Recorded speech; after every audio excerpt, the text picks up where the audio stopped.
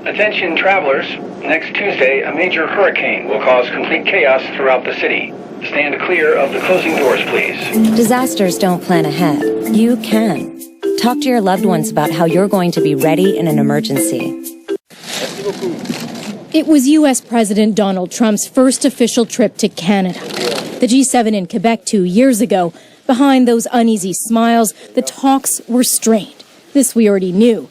But John Bolton's tell-all book is a peek into just how tense they really were. This table was far from amicable, Bolton says. Trump didn't really like either Macron or Trudeau, but he tolerated them, mockingly crossing swords with them in meetings, kidding on the straight. They responded in kind, Bolton goes on, playing along to not be in a permanent tiff with the U.S. president. But then this infamous struggle to get everyone on board to sign off on the final communique took over. Trump's chief of staff even walked out saying this is a disaster. The leaders eventually agreed, but then... As Canadians, we're polite, we're reasonable, but we also will not be pushed around. That set Trump off, Bolton says, pulling out of the communique. Behind the scenes, the book says Trump threw a fit, infuriated. Just go after Trudeau, don't knock the others. Trudeau's a behind-your-back guy. The order was sent. He really kind of stabbed us in the back. There's a special place in hell for any foreign leader that engages in bad faith diplomacy with President Donald J. Trump. 2 years on, Bolton's former colleagues are dismissive of the book. My view is it's the Washington swamps equivalent of revenge porn. The excerpts that I've seen have been factually false, and it's very likely or possible that the stuff that we've not seen is classified. Neither the Prime Minister's office nor the White House have said anything about Bolton's take on the Trump-Trudeau relationship. Salima Shivji, CBC News, Ottawa.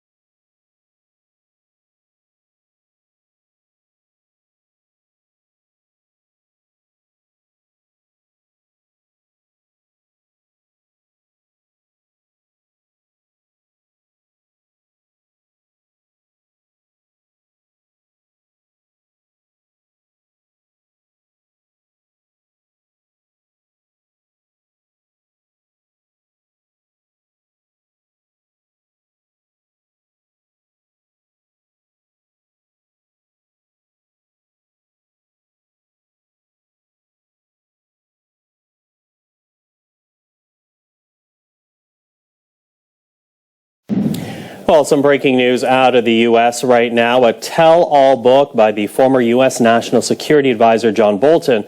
Well, it can be published. That ruling coming down from a U.S. federal judge who says the Trump administration's attempt to block the release would not have been an appropriate solution.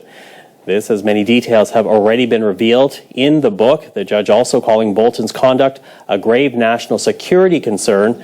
The book is called The Room Where It Happened, and it is an insider's account of Bolton's time in the White House, the administration that now accuses him of revealing classified information.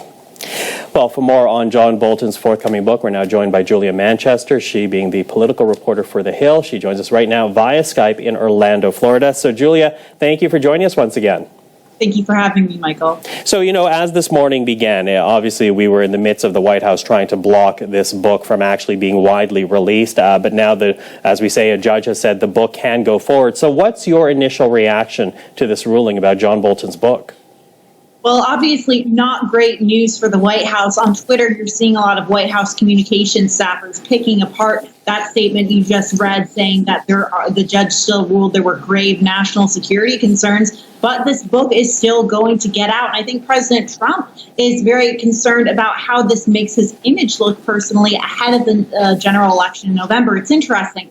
Earlier this week, President Trump tweeted that the book is filled with lies. However, the Justice Department, in their bid to prevent it from being published, essentially said that there was classified information there. So two kind of contradictory messages, but that doesn't seem to matter anymore because we still see the book will get into the hands of many Americans eager to read it. And then, of course, they can make their own judgments based on what they read. But you say this book can be potentially damaging because obviously it's not the first book to come from a Washington insider that paints this unflattering picture of Donald Trump. But how is John Bolton's book potentially the most damaging in your opinion?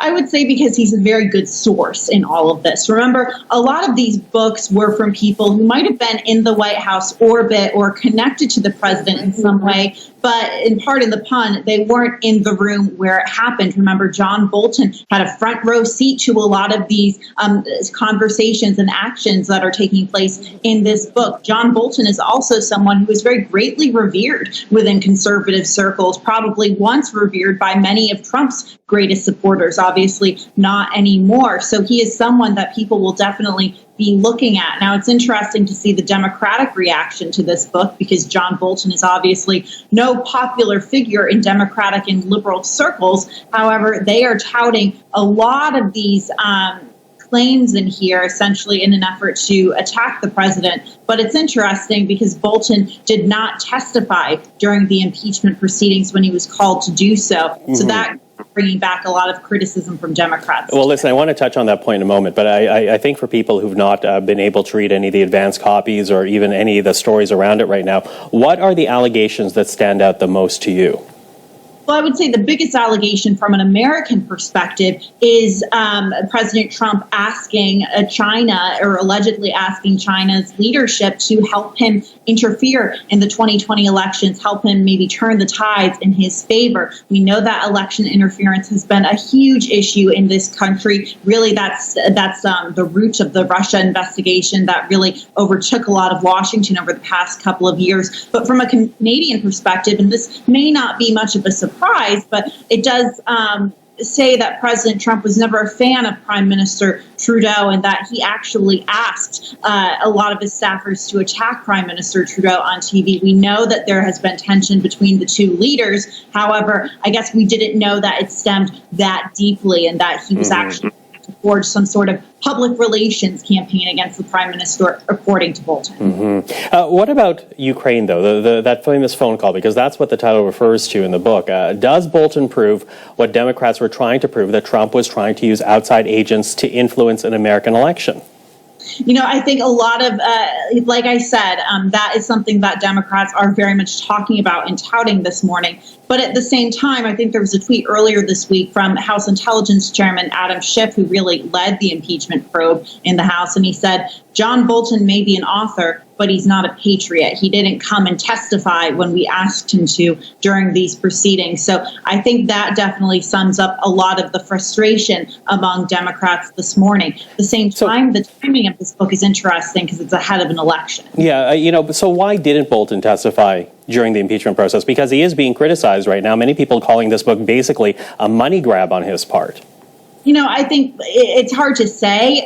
It might have been some sort of a PR move. He didn't necessarily, he might have wanted to wait until the right moment ahead of the election. He didn't want to align himself too much with Democrats, but he has argued that there were other offenses in this book that would have been more impeachable than that phone call or the interference, election interference claim. So I think that might have something to do with that, according to Bolton. Mm-hmm. Less than a minute here, but I do want to ask you, Julia, because here we are talking about this book. It's going to be released on Monday, basically as Trump prepares for a big rally in Tulsa. Will any of this have any impact on the upcoming presidential election?